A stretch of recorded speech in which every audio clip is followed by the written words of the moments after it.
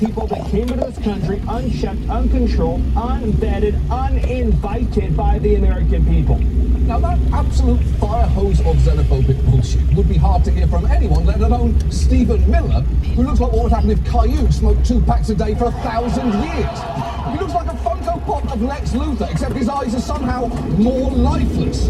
Now, that 3,000 arrests a day number is part of the administration's larger goal of deporting 1 million immigrants in 1 year, which, it's worth noting, would be more than double the previous record of 400,000 when Obama was president, which was already very high. But notably, they don't seem to be getting near their target numbers. They're apparently at just over 280,000 deportations. So getting to 1 million in just 6 months seems very unlikely. And they've backed themselves into this corner, because promising to deport 1 million criminal migrants is one thing, but once you're in charge, you then have to find that many of them, which is going to be hard if they don't exist in the numbers that you're claiming, which they don't. It's like promising to apprehend 10,000 Fred Dursts a day. There just aren't that many out there, so either you have to admit that your target number was bullshit in the first place, or you have to drastically widen your definition of what a Fred Durst is, until you're eventually arresting any Gen Xer wearing a hat.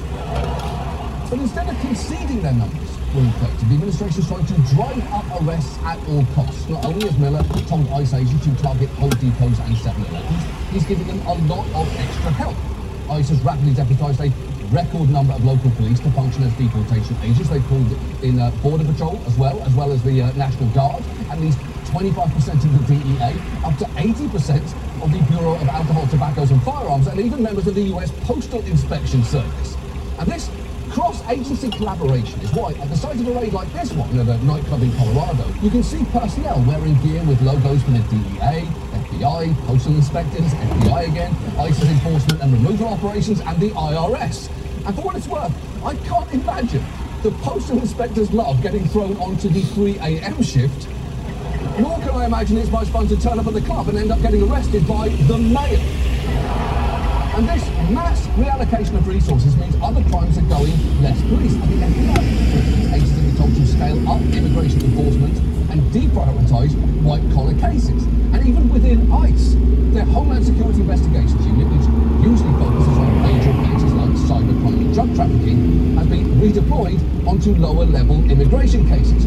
One agent there has even complained, no drug cases, no human trafficking, no child exploitation. It's infuriating. And I've got to say, for a guy who pandered so heavily to people convinced pedophiles, sex offenders and traffickers have infiltrated our government, Trump's sure making the government a lot friendlier to them. Ghislaine Maxwell's in a nicer cell now. Lawrence Taylor's advising on kids' physical fitness. Fuck it. At this point, if he's willing to wear a MAGA hat, I really don't see why Roman Polanski can't come back. Still, officials like Bordesar Tom Homan insist that none of that matters because they're catching a ton of hardened criminals. For those we arrest, 70%, approximately 70%, 70% of those we arrest are criminals. Who's the other 30%? The other 30% are national security threats. Most national security threats don't have a criminal history because they try to lay low until it's time for them to do things bad. Okay. Speaking things bad aside, Hogan is getting a lot wrong there, because under his logic, I guess anyone can be a national security threat, even, for instance, your local ice cream man. Sure, the worst thing he's ever done was maybe give someone one of those SpongeBob popsicles a la Salvador Dali, but don't be fooled, according to this decaying corpse of a baseball umpire, he's probably just lying low till it's time for him to do things bad.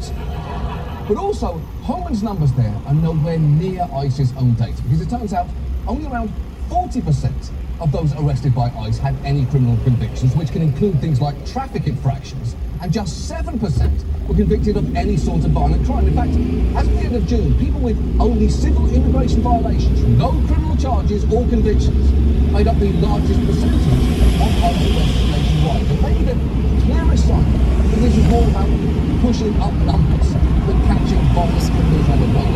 One of the key places they're now pushing for arrests is immigration court, when people show up for their hearings. We captured the moment two men went from migrants to killers to detainees. It happened last week at Dallas Immigration Court when nearly a dozen people showed up to have their asylum cases heard. Their cases were dismissed by the judge. When they walked out of the courtroom, plainclothes federal agents were waiting to take them into custody. ICE is asking immigration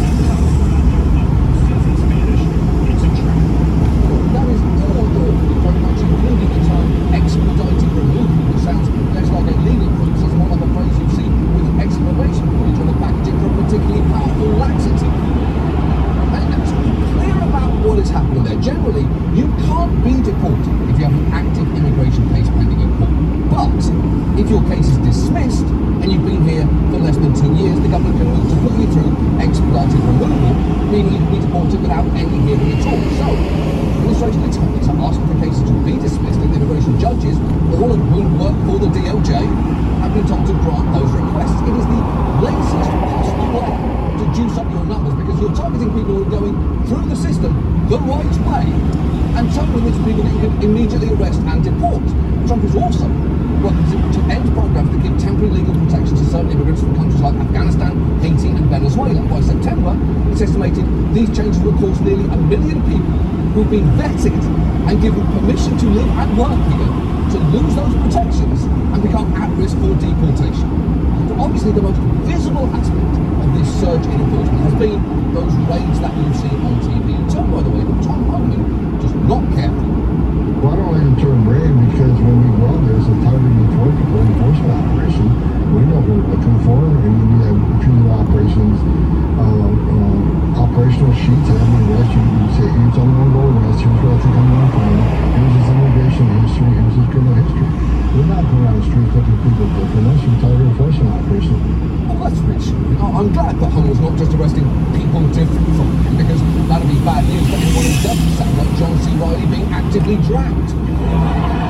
Unfortunately, his claim there that ICE is engaged in strictly targeted enforcement is at odds with internal emails showing immigration officials have been urged to turn the creative knob up to 11 when it comes to enforcement, and that if it involves handcuffs on wrists, it's probably worth pursuing, which in another context would obviously be very hot, but really isn't here. One tactic suggested is interviewing and potentially arresting what are called collaterals, basically people just encountered while looking for someone else. That is something that this local station witnessed first-hand when it did quite a lot of this.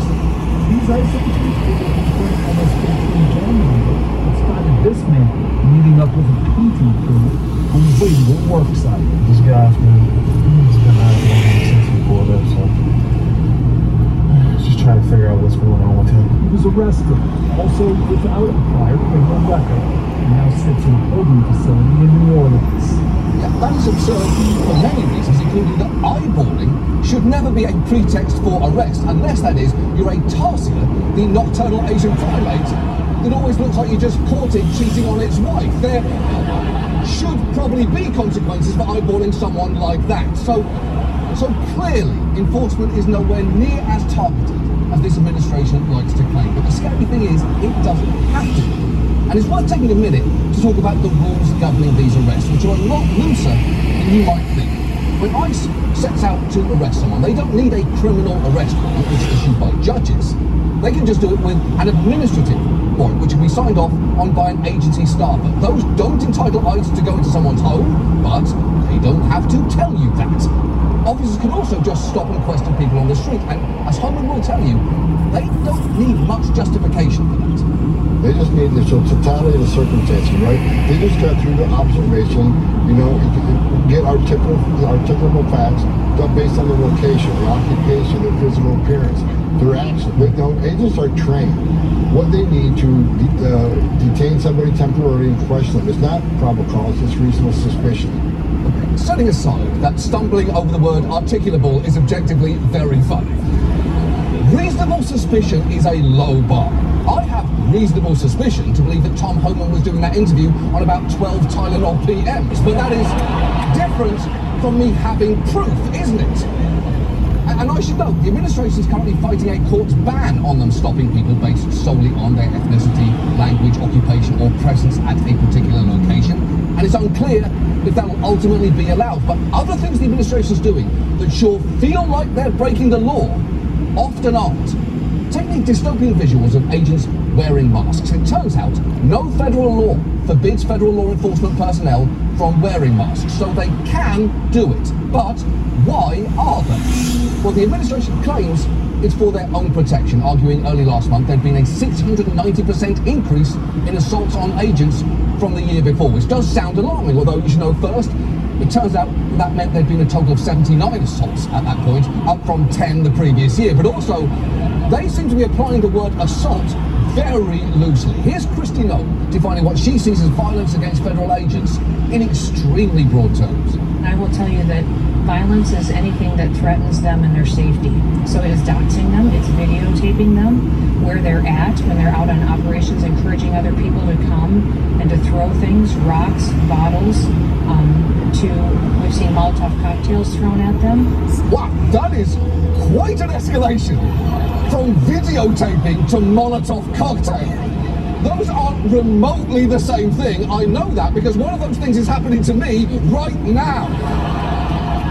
And we've seen that standard in action in June when New York City mayoral candidate Brad Lander locked arms with an immigrant in a courthouse as ICE agents tried to detain him. He was arrested for impeding and assaulting officers, which sure isn't what this looks like. It looks more like something you see in the chapter of a history book titled How It Started. And for what it's worth, ICE agents wearing masks and not being identifiable makes everyone less safe, including them, especially in states with stand your ground laws. One law professor pointed out somebody's going to get shot or killed, and it may well be an officer. And I'm hesitant to even point that out, since imagining a crime against an ICE agent currently seems to be enough for this bird's nest of a human to count it as one. And it sure seems like all this, from the drive to hit numbers to the removal of safeguards, is a perfect storm for trouble. Perhaps best encapsulated by the sheer number of videos out there of US citizens being detained, or in some cases even arrested, by federal agents.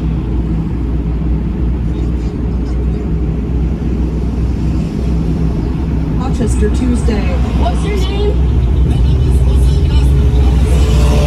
I said, brother, I'm American, I'm American, I'm American. He says the agent asked him what city and hospital he was born in. I said, I don't know.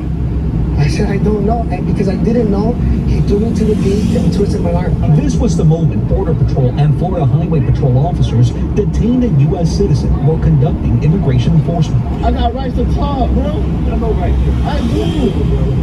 Get up. Okay, that is all obviously true. While this is by no means the most important thing, who the fuck even knows what hospital they were born in?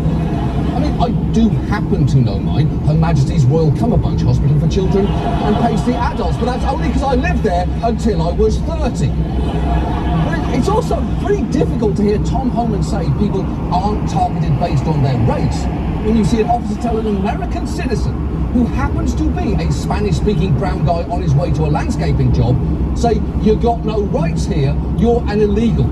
That feels like the most naked racism you could possibly see on camera, at least until Stephen Miller starts an OnlyFans. And if you want to see this whole story in one place, just look at this incident in LA. Man, no le sobra. You serious, bro? Pope Garcia was capturing it right on camera when he suddenly became the target as well. The 37-year-old was seen tackled and taken into custody. You want to go?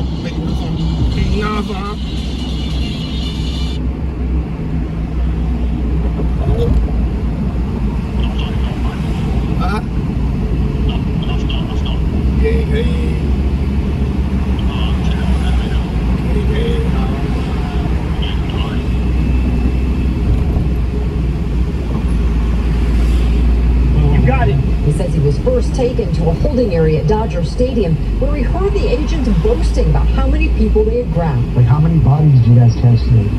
And one of them said 31. And they started like, yay, like, it was a good day.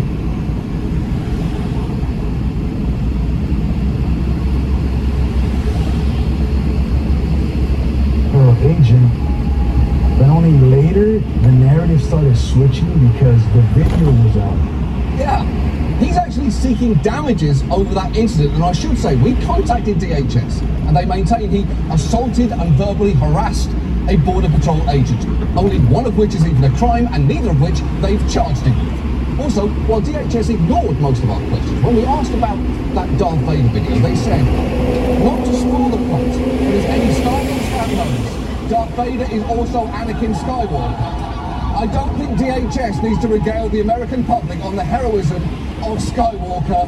They know, which is just an incredible, deeply shitty response. I'd honestly love to know their disingenuous takes on other movie villains. Actually, if you think about it, Thanos was the real hero of the the Avengers movies because, as any Marvel fan knows, Thanos used to be a baby, and babies aren't evil. And all of this gets even more worrying. Trump's big beautiful bill contained a massive surge of funding for immigration enforcement, roughly $170 billion over the next few years, some of which has been set aside to fund the hiring of 10,000 more ICE agents. And for what it's worth, massive, rapid hiring sprees never tend to work out well. As we mentioned before, when Border Patrol surged hiring under Bush, they struggled to hit their numbers and wound up hiring cartel members and an actual serial killer. And it's not a great sign for who ICE is appealing to that they're currently posting gross recruitment ads like this fake minivan ad tagged "Think about how many criminal illegal aliens you could fit in this bad boy." And they seem more than a little bit desperate already as they removed age limits for hiring agents. And this week they shared this video starring their newest recruit. Hey everybody, Dean Payne here. And for those who don't know, I am a sworn law enforcement officer as well as being a filmmaker. I felt it was important to join with our first responders to help secure the safety of all Americans, not just talk about it. So I joined up. You know, there's an old saying in one. If all you can get is Dean Cain, you are fucked. Now, I'm not saying that ICE isn't finding people. I'm just saying, when you are reduced to pinning a badge on the 59-year-old star of the dog who saved Christmas, the dog who saved Christmas vacation, the dog who saved the holidays, the dog who saved Halloween, the dog who saved Easter, and the dog who saved summer, maybe you are in trouble. Although, on the plus side, no need for that guy to wear a mask because the chances of anyone recognising are fucking zero. So what can we do here? Well, as powerless as this can be, as individuals, there are still actions you can take. Experts say if you personally witness an ICE arrest and are able to safely record the interaction, you should do so. You've seen what a difference that can make tonight. For more guidance on how to do this and what to do with your recording, go to this address. And if you're approached by an immigration enforcement while out in public, whether or not you're a citizen, attorneys told us the only things you should say to them are, "Am I free to leave? And I want to speak to a lawyer." That's it. You have the right to remain silent. And I recognise that in some cases you may be unable to help yourself in saying, "Didn't you used to be Superman? I thought you died. I can't believe I'm meeting a filmmaker." But that really is it. For more specific information about your rights, which may be slightly different depending on where you are, you can visit this address. Now, I know this is all very bleak. It's worth remembering that supporting immigrants is actually the majority stance in this country. And people witnessing the brutal reality of these raids has had an impact. Trump's approval on immigration has dropped sharply in the last few months, from 55% now disapproving of what he's doing. Meanwhile, support for pathway to citizenship for long-term undocumented immigrants has climbed to nearly 80%. Look, don't get me wrong, we are still in a very grim moment. But the right narrative is that most people are rapid to punish anyone trying to become new Americans, but that is just not true. Nor are there bullshit claims about who's been targeted and arrested. And I'm not saying that everything ICE is doing right now is illegal. What I'm saying is a whole bunch of it feels like it really should be. And we need to change that at our earliest opportunity. Because the fact is, despite this administration's claims, the majority of people they are sweeping up are not drug dealers, human traffickers, or violent criminals. Instead, they're ice cream vendors, immigrants who show up to court hearings, and even US citizens. Although I will give immigration enforcement agencies one thing: the way they seem to view themselves is sadly increasingly spot on, and that is violent, cruel, and hiding behind a fucking mask. And now, local news teams make everyone uncomfortable on National Underwear Day. National Night Out tonight, which we talked about. National Underwear Day. Parade around the house, or if you're feeling confident, post the pic on social media. Oh, I didn't think you were going to go there. So glad you said don't go it out. National Underwear Day. I wish somebody would have told me. You would have participated in it? So live. TMI on a Tuesday. National Underwear Day. I'm celebrating. Briefs. Briefs? Boxers? Boxer briefs. Bikini, what is that, bikini panties or something? Yeah, material for bikini. Thong up your butt. High-waisted granny panties. You know, tighties, whiteies, those are ones that they can miss for reproduction. Guys, because they're tight? Yeah. That's why it's supposed to go to boxers. Right.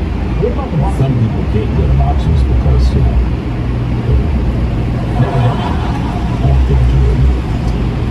Yeah, I like the boxer briefs. Those are very comfortable. There you go.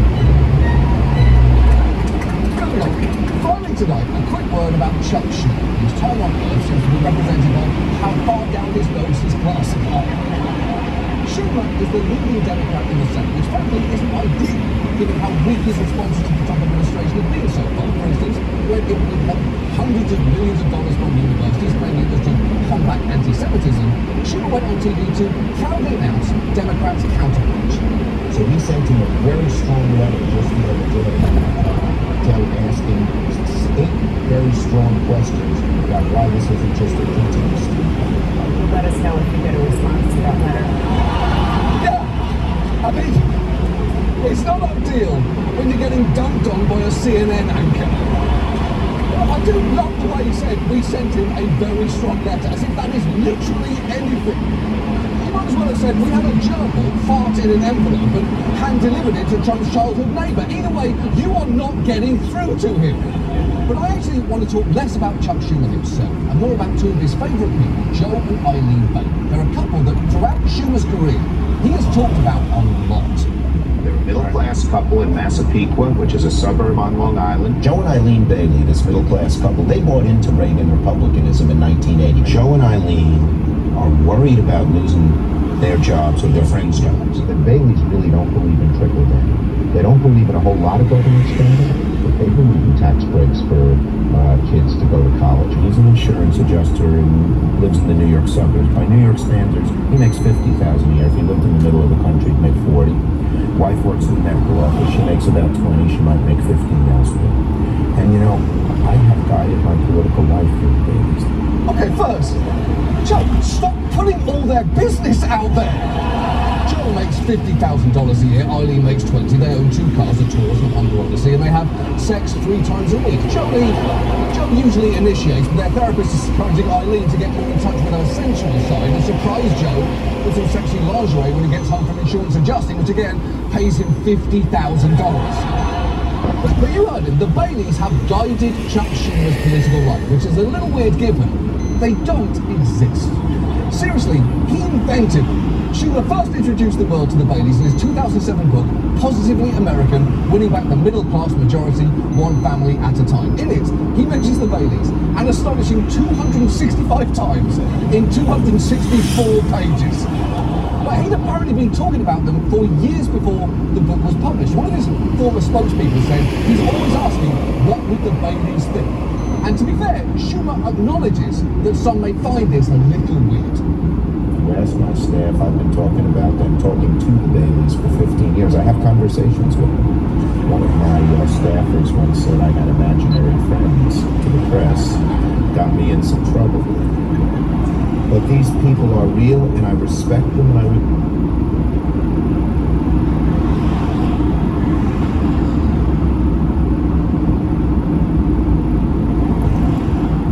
A manifestation of your target demo's wants and needs is necessarily a bad thing. I do it myself. I have a made-up couple that I consult when making this show. Jerry and Patricia Globdukes from New York City, Iowa. Jerry's a dental hygienist who makes $37 a year, and Patricia's a snake masseuse who makes $60,000, but she won't make $20 million elsewhere.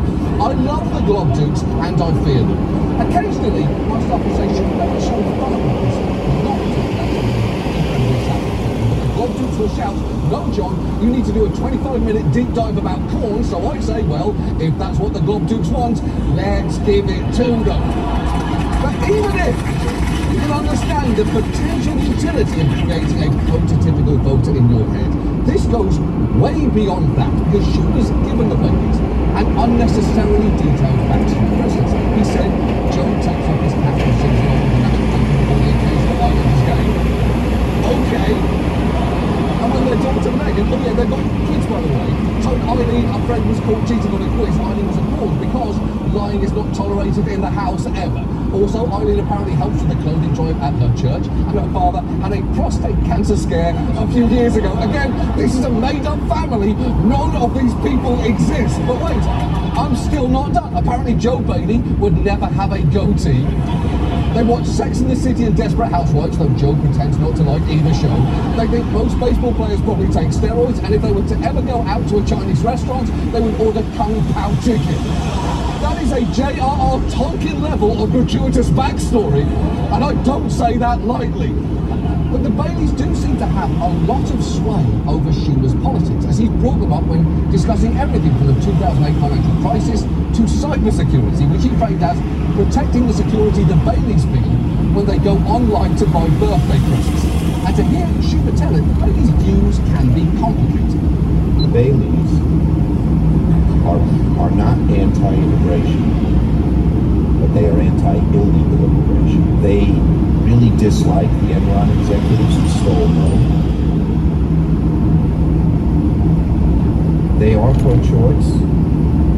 They understand that a fundamental decision like that should be made by the individual, but they're glad their church isn't.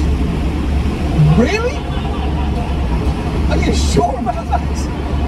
I'm struggling to picture someone saying, I'm definitely pro-choice, but when I go to church and hear my pastor say that abortion is murder, it does make me very happy. And look, I'm not saying that no one could think that, but if you're claiming the Baileys' views are those of the typical middle-class voter, you're taking a much bigger swing. If you like arguing, the average American's #1 priority is replacing Lincoln on the $5 bill with Pikachu.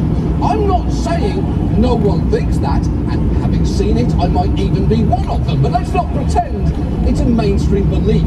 And the more you hear about the Baileys, the more it feels like they represent a very particular slice of the electorate. Schumer said that they supported the civil rights and anti-Vietnam movements because they understood that morality was on the side of the protesters. But starting in the late 60s, when those protesters cursed the returning veterans and Stokely Carmichael advocated armed resistance against the white ruling class, the Baileys were lost, which, fun fact, is both a misleading history of the civil rights movement and what people who never supported it tend to say. And yet Schumer will insist the Baileys' concerns are widespread and that they could just as easily have been the Ramirez's of Port Chester, the Kims of Elk Grove, California, or the Saleems of Dearborn, Michigan. But crucially, for all he talked about how much he loves the Baileys, they don't seem to return that love, because in 2021 he explained how the Baileys had voted in the past few presidential elections. They voted for Clinton and then they voted for Bush.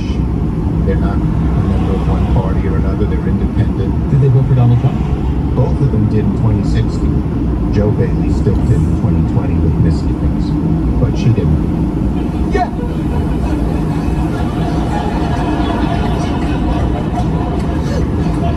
The Baileys voted for Trump. And just this March, a reporter actually got an update on their voting history. You said the Baileys voted for Trump in 2016.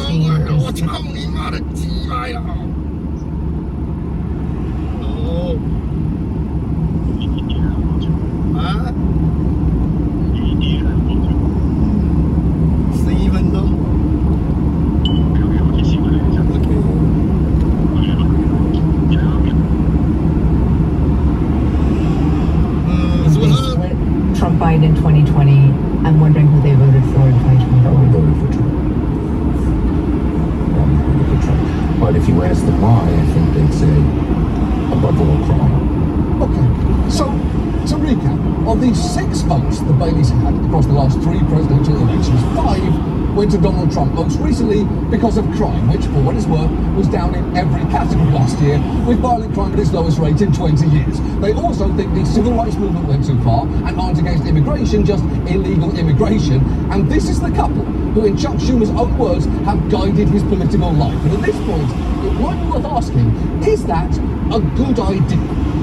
Because the truth is, Schumer's devotion to his imaginary friends may help explain why he and the Democratic Party have been so underwhelming in recent years, because he seems to be focusing a huge amount on the interest of the Baileys from Long Island, while forgetting other voters actually exist. And look, I'm not saying that you shouldn't think about how his messaging plays with suburban middle-class voters with pretty right-of centre views, although they're not theoretically winnable in the future. What I am saying is, by tailoring your policies so heavily to them, you are pulling yourself to the right, and in doing so could be alienating not only the rest of your base, but new voters looking for a party that speaks for them. So, Senator Schumer, at least when it comes to formulating policy, it might be time to break up with the Baileys, which really shouldn't be that hard to do, given that politically, it seems they've already broken up with you. And I know You are not going to listen to me. After all, I'm not a fictional couple from Long Island. But luckily, we actually managed to track down the Baileys, and they have a special message just for you. Hi, Chuck. I'm Joe Bailey. I'm Eileen Bailey. And we're the Baileys. We're just your everyday middle-class couple from Massapequa, Long Island. I work in a medical office and I make about $20,000 a year. And I'm an insurance adjuster. I make about $50K a year. Though, if you lived in the middle of the country, you'd make 40. No kidding.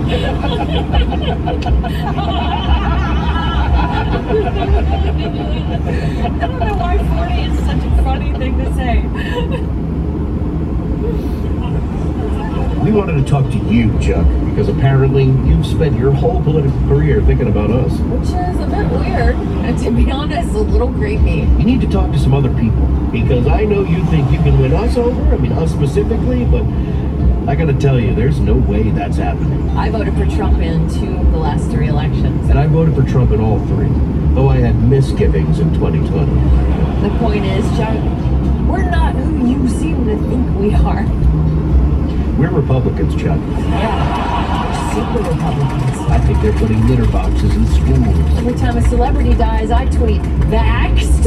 Well, here's a weird, crazy thing. I get super, super mad when store clerks don't say Merry Christmas, even in June. I got banned from Chili's for screaming at someone wearing a mask. I take ivermectin every day out of spite. Here's a question, Chuck. Where's my straight pride parade, huh? There's only 2 things that we are afraid of. Rainbow fentanyl and drag queen Storio. And also the New York subway. Oh, yeah, that's a terrifying place. We both have 10 My Pillows each. Yeah, not to sleep on though. Nope. They're terrible, but we do have a ton of them. Free speech. Also, let me just say this. If you're putting your pronouns in your email, you should be scooped up from your home, you should be thrown in jail, and you should be never let out. Just scooped up. Oh, I stormed the Capitol. I got District Pelosi's office. I'll hang this sign right over my dick. And then I just come in on that dick, and I slosh it around in my mouth, and I slosh that dick around some more. What else? What else? Our own kids don't even speak to us, Chuck. You shouldn't either. And we're not saying you never have to think about us again. But if you ever do, try and keep in mind that we are not the people you are making us out to be. Also, Chuck, we fucking hate Kung Pao chicken. We're actually like pretty adventurous eaters. Yeah, I lean toward Cantonese dishes. Talk about some sweet and sour pork.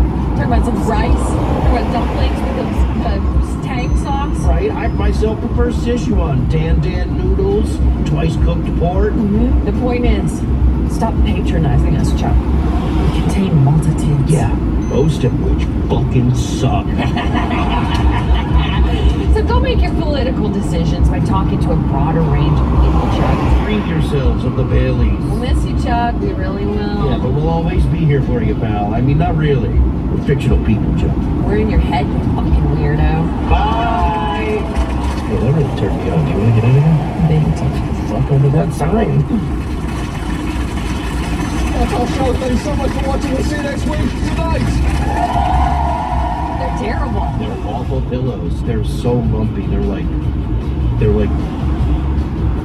ever pass out with garbage on the street? Just about one time. That's what it's like. I always thought it was like if you leave mashed potatoes out for a couple of days and they're rock hard, and then if you just put them in a bunch of sheets, rock hard mashed into old sheets, they feel like dead. They feel like dead humans are inside of pillowcases. Won't sleep on. Scooped. Just scooped up.